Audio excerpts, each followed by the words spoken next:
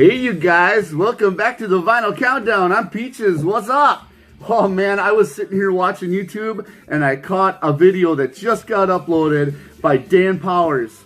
And I'm telling you what, man, I could not hold it. I could not hold it at all. I set up my station here and I am ready to rock on a thread response for Dan Powers. The thread response is, show your top 10 albums that you listened to when you were a teenager. And the whole catch to the whole thing, now pay attention you guys, the whole catch to this whole thing is you have to be 100% honest about what you were listening to. So it doesn't matter. You can't be dishonest about this. So I threw out, I had no problem doing this. I threw out I got him 11 just like he had, okay, on his video. So what I'm doing right now is a thread response to Dan Powers. This guy got me so jacked, so fast that, yeah, I am ready to rock here. So I'm going to show you guys my top 10 albums that I listened to when I was a teenager, and I'm going to go all the way up until the point I graduated high school, okay? So this would have been in basically my high school years, or starting from high school to the end of high school. So that's your teenage years, right? So that's where I'm going to put mine, and I graduated in like 91. So yeah, so I right around that 1990 down a little bit, okay?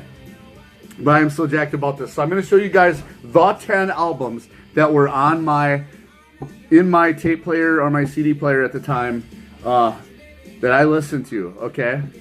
And they're going to be very similar to Dan's, okay? Very, very similar. Because I have a feeling that me and him went to the same school even though we're in a different country. You know what I'm saying? So without further ado, let's get on this big time right now, you guys, on the Vinyl Countdown. Are you ready? Okay. The top 10 albums I played when I was a teenager. 100% honest. 2 for sure. Alright? The first one. The self-titled Winger album. Madeline, Hungry, Time to Surrender. Oh man.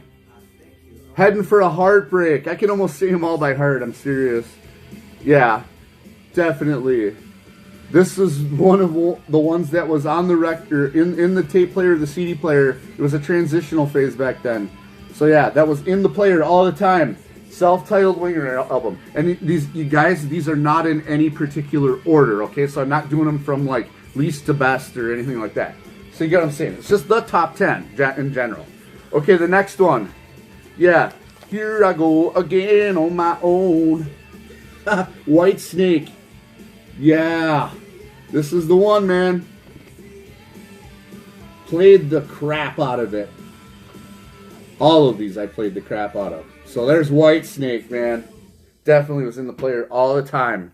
Oh, here's another one, you guys. Warrant's first album. Heaven Isn't Too Far Away. Where the Down Boys Go. Yeah. Man, this album was iconic. But it was in the player all the time.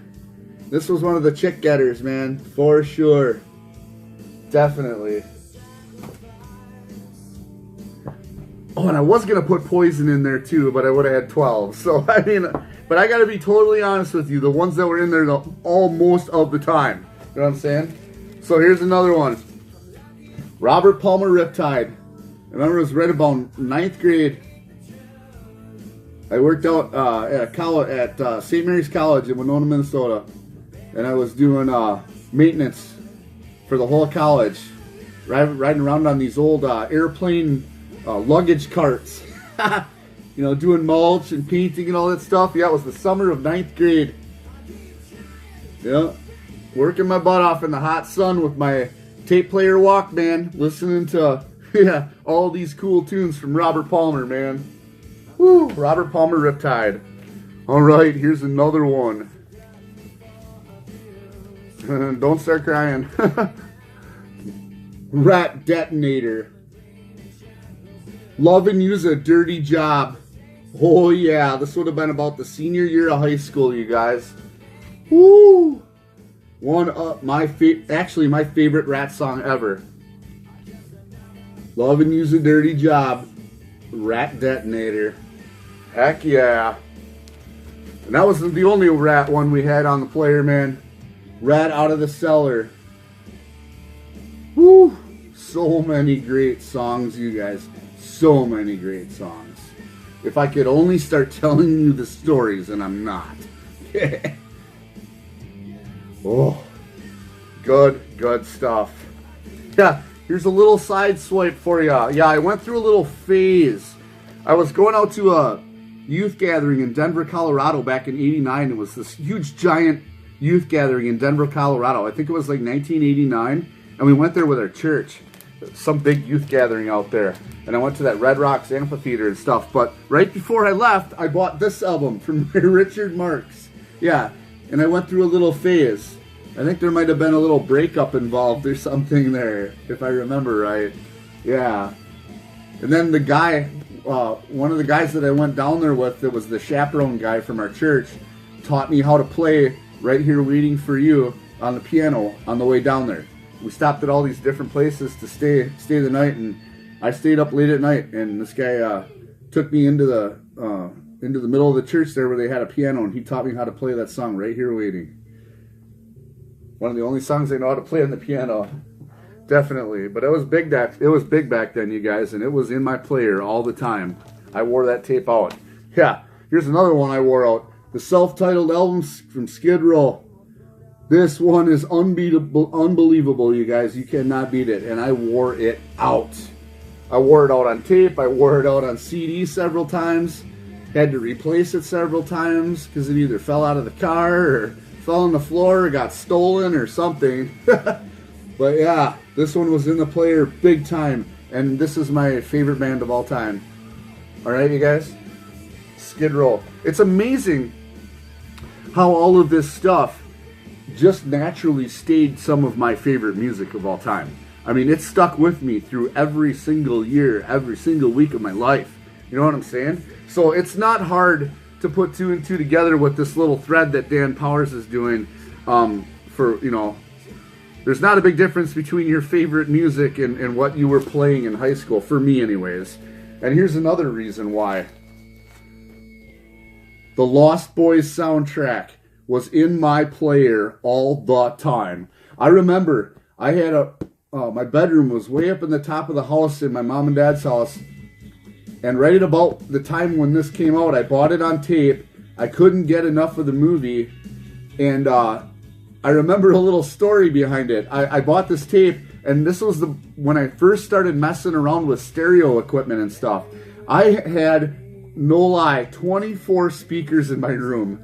24 speakers in my bedroom that I had hooked up to a stereo. I'm surprised I didn't fry it, but I was constantly doing some wiring with that, this and that. And I really think I upset my parents at one time or another because I installed 6x9s in the walls of my bedroom. I took a saw and I cut out a hole in the sheetrock, and I installed these 6x9 speakers that were supposed to go in the back of your car. And I had 4 of them. And there was one on each corner of my room. Oh, the bass was phenomenal. It would resonate on that sheetrock, and oh my gosh, I thought that was the cat's meow to have that. Yeah, and then I find out, oopsie, I wasn't supposed to do that. Yeah, 4 big holes cut in the sheetrock in my bedroom at home. But the Lost Boys, man, wore it out. Could not get enough of this back when it first came out, man. And like I said, that was my teenage years, the Lost Boys. Whoo-wee! Here was another huge one. I played this so many times, and I still do. Motley Crue, Dr. Feelgood. Yeah. It was getting up to be around that, junior, senior year of high school. If I remember right. It's kind of hard to remember. It was a while back. I'm past my 25th class reunion, you know what I'm saying? But yeah, oh man, I wore this one out. Dr. Feelgood still is my favorite Motley Crue album, by far. And last but not least, for my 11th one, I think that was 11, right? There you go, Dan. Metallica, Justice for All. Without a doubt, got worn out around our neighborhood, for sure. Everybody had this one. Everybody loved it. You know, and like you say, I could have had 20 albums on this list, but we got to limit it to something, right? I mean, there was a lot more. Man, and it was that time right when we were graduating high school. You know what I'm saying? Like the summer after, you know, you graduate in June, and then all of a sudden there it was. You know, AC/DC, The Razor's Edge, Ozzy Osbourne, No More Tears, Extreme, Porno Graffiti 2, you know, Skid Row was coming out with their second album, you know what I'm saying? Slave to the Grind. So there was so much more I could have added to this list for my teenage years, you know what I'm saying? But man, I'm telling you what a great thread. You got me completely pumped, Dan Powers. If you guys don't know Dan, run over to his station there. It's Dan Powers. 2 words. Okay? But yeah, I encourage everyone to get involved with this. Peaches wants to see yours too. Just the 10 big albums that you played when you were a teenager. And I thank you, Dan, for getting me so pumped up. And like I said before, I didn't have, but I saw your video, and 2 minutes later I was over here sucking stuff out of the rack to do this response video. So Dan, I completely know where you're coming from, man. I completely feel everything you're feeling, and I'm telling you, I was a headbanger back then. A serious headbanger, for sure. I did it all back then, man. Alright. Well, I was glad you guys came by the Vinyl Countdown today. I'm Peaches, and I want you guys to have a great night, okay? And do that thread for Dan, alright? This is awesome stuff. We'll see ya.